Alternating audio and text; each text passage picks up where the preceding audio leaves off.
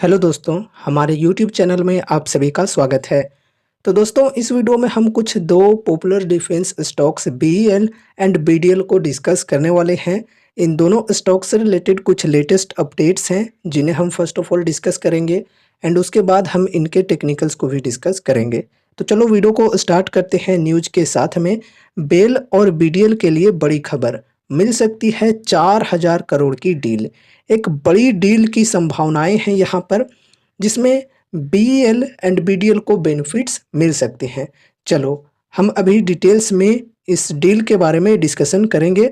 Defence stocks Bharat electronics limited यानी कि bell और भारत डायनेमिक्स लिमिटेड यानी कि बीडीएल के लिए बड़ी खबर है।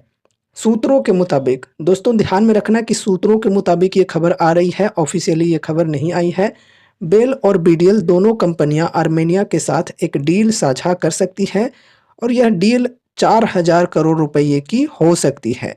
आर्मेनिया भारत से medium range surface to air missile खरीद सकता है। आर्मेनिया एमआरएसएएम या आकाश एनजी मिसाइल सिस्टम खरीदने को इच्छुक है। आगे बढ़ते हैं। जी बिजनेस की एक्सक्लूसिव खबर के मुताबिक भारत से आर्मेनिया की मिसाइल डील संभव हो सकती है।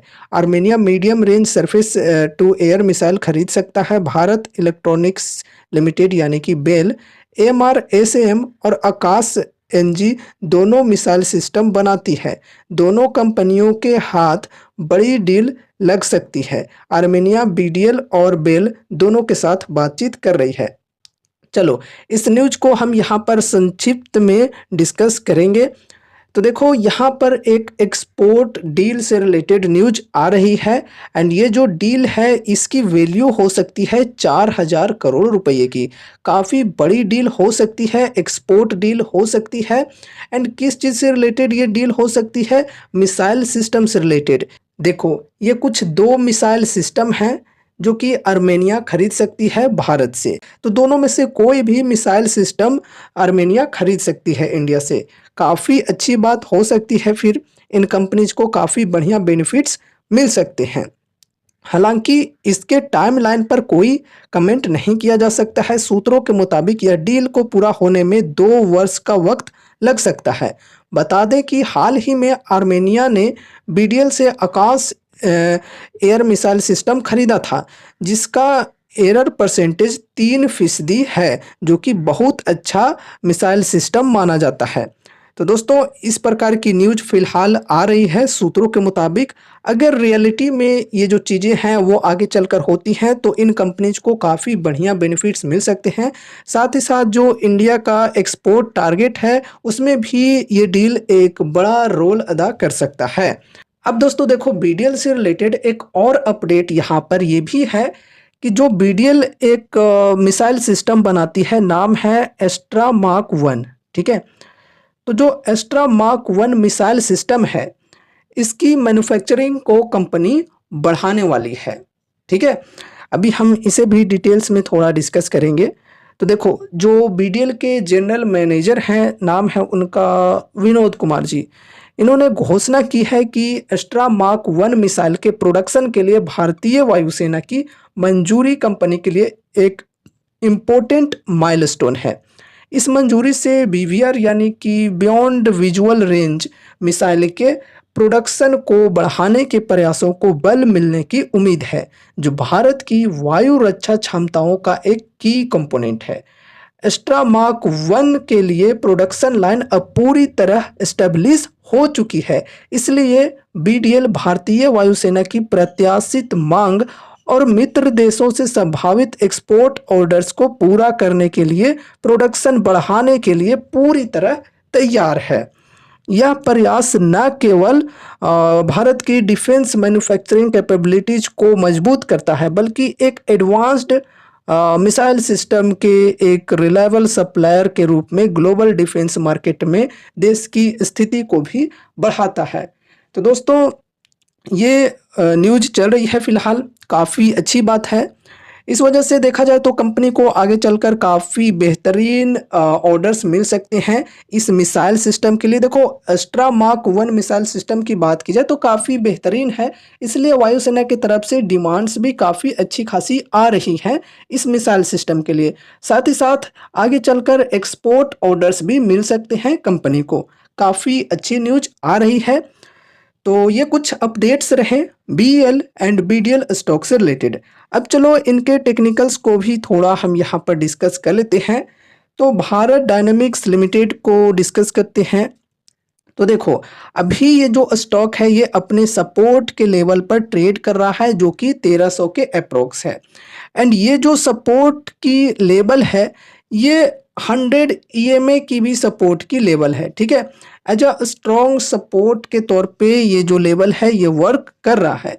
ये सपोर्ट अगर टूटती है तो फिर स्टॉक के अंदर हमें और भी ज़्यादा गिरावटें देखने को मिल सकती हैं। एंड उसके बाद गाइज यहाँ पर हम लॉन्ग टर्म इन्वेस्टमेंट के पॉइंट ऑफ व्यू से फ्रेश बाइंग के लिए डिस्कस करें तो कैसी अपॉर्चुनिटीज मिल रही हैं।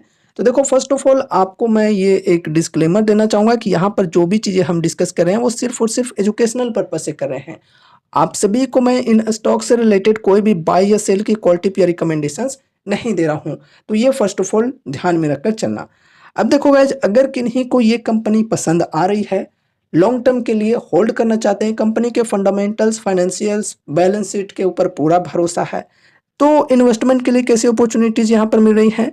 तो 52 वीक हाई के लेवल से करंट प्राइस तक की अगर हम बात करें जो कि 1307 के अप्रोक्स है तो लगभग 26-27% की डिस्काउंट्स यहाँ पर मिल रही हैं।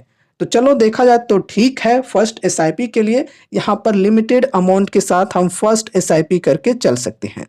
एंड उसके बाद अगर गिरावटें कंटिन्यू रहती हैं तो हर 5 से 10% की डिप पर हम ऐड ऑन करके चल सकते हैं, ठीक है। लेकिन हाँ ध्यान में रखकर चलना कि एक लिमिटेड वेटेज के साथ ही चलेंगे, ऐसा ना हो कि ऐड ऑन करने के चक्कर में अपने पोर्टफोलियो का एक बहुत ही बड़ा वेटेज सिर्फ इस एक स्टॉक के अंदर दे दिया। वैसे पर्सनली अगर मैं अपनी बताऊं तो मुझे कुछ खास इंटरेस्ट नहीं है बीडीएल के ऊपर। अगर मुझे डिफेंस सेक्टर में इन्वेस्टमेंट करना होगा तो मेरी पर्सनल चॉइस क्या होगी ये भी मैं आपके साथ शेयर करना चाहूँगा। देखो पर्सनली मुझे डिफेंस सेक्टर के अंदर कौन कौन सी कंपनियां ज़्यादा बेटर लगती हैं। अगर हम लार्ज कैप की बात करें तो एचएल एंड मजगांव डॉक को मैं प्रेफर करूँगा फर्स्ट ऑफ ऑल। उसके बाद मुझे अगर ज़्यादा रिस्क लेकर चलनी होगी तो फिर मैं जीआरएसी के साथ चलना प्रेफर करूँगा। और भी काफ़ी हाई रिस्क की मतलब इन्वेस्टमेंट अगर मुझे करनी होगी तो मैं फिर Apollo micro systems and Paras defence तरह के जो कंपनीज हैं उनके साथ में चलना चाहूँगा। अब देखो गाइज ये मेरी पर्सनल चॉइस है, आपकी चॉइस कुछ और भी हो सकती है, ठीक है, ये ध्यान में रखकर चलना। और चलो अब हम नेक्स्ट स्टॉक को डिस्कस करते हैं जो कि है भारत इलेक्ट्रॉनिक्स लिमिटेड यानी कि बेल। तो देखो गाइस चार्ट के अंदर हमें क्या देखने को मिल रहा है कि एक सिमेट्रिकल ट्रायंगल टाइप की पैटर्न हमें देखने को मिल रही है। जो इनके डाउन है ये अप साइड में शिफ्ट होते जा रहे हैं एंड जो इनके अप है ये डाउन साइड में शिफ्ट होते जा रही हैं। तो देखो अगर ये जो ट्रायंगल है इसको ब्रेकआउट मिलती है तो फिर स्टॉक के अंदर बढ़िया तेजी आ सकती है। अगर बड़ी कैंडल के साथ में बढ़िया वॉल्यूम के साथ में ब्रेकआउट मिलती है तो फिर बढ़िया तेजी हम एक्सपेक्ट करके चल सकते हैं यहाँ पर। अगर हम गिरावट की बात करें तो ये जो ट्रायंगल है इसको ब्रेकडाउन अगर मिल जाती है बड़ी कैंडल के साथ में, बड़ी वॉल्यूम के साथ में, तो फिर स्टॉक के अंदर हमें बड़ी गिरावटें भी देखने को मिल सकती हैं, ठीक है। अभी देखो अगर किन्हीं को ये कंपनी पसंद आ रही है तो 52 वीक हाई के लेवल से कुछ खास डिस्काउंट नहीं है, लगभग 10 से 12% की डिस्काउंट्स यहाँ पर मिल रही हैं।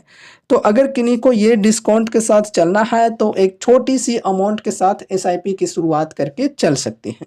बाकी अगर गिरावटें कंटिन्यू रहीं तो फिर हर 5 से 10% की डिप पर एड ऑन करके भी चल सकते हैं अगर उनको कंपनी ठीक लग रही है और लॉन्ग टर्म के लिए वो होल्ड करना चाहते हैं। मिनिमम उनका विजन 3 साल 4 साल 5 साल इस प्रकार का है। तो बाकी दोस्तों देखो फिर से कहना चाहूँगा कि ऐसा ना हो कि यहाँ पर एक बहुत ही बड़ा वेटेज दे दिया तो ऐसे में रिस्क काफ़ी ज़्यादा बढ़ सकती है। तो सोच समझ कर ही एक लिमिटेड वेटेज के साथ ही चलना चाहिए अगर आप रिस्क को मैनेज करके चलना चाहते हो तो। एंड अपने पोर्टफोलियो के अंदर डाइवर्सिफिकेशन भी रखना जरूरी है अलग अलग सेक्टर्स के अंदर इन्वेस्टमेंट करके, ठीक है। अब दोस्तों देखो अगर मैं भारत इलेक्ट्रॉनिक्स की कंपेयर करूं बीडीएल से तो बीडीएल के मुकाबले में मुझे भारत इलेक्ट्रॉनिक्स ज़्यादा पसंद है, ठीक है। अगर मेरे पास चॉइसेस होंगी कि मुझे बीडीएल या फिर बीईएल दोनों में से किसी एक कंपनी के अंदर ही इन्वेस्टमेंट करनी है तो फिर मैं बीईएल को ही प्रेफर करूंगा, ठीक है। बाकी इन दोनों कंपनीज के मुकाबले में अगर मुझे और भी डिफेंस कंपनीज के ऑफर मिलते हैं, ऑप्शंस हैं मेरे पास, तो फिर मैंने जैसा कि बोला कि एचएएल, मज़गांव डॉक एंड जीआरएसी ये कुछ कंपनीज हैं, इनके साथ मैं चलना प्रेफर करूंगा। तो दोस्तों ये रही हमारी आज की video Bharat electronics and BDL से रिलेटेड। उम्मीद है कि इस वीडियो के माध्यम से आपको कुछ यूजफुल इन्फॉर्मेशंस मिले होंगे। तो वीडियो को लाइक करके चैनल को सब्सक्राइब कर देना और मिलते हैं अगले नए वीडियोज के साथ। तब तक के लिए बाय बाय।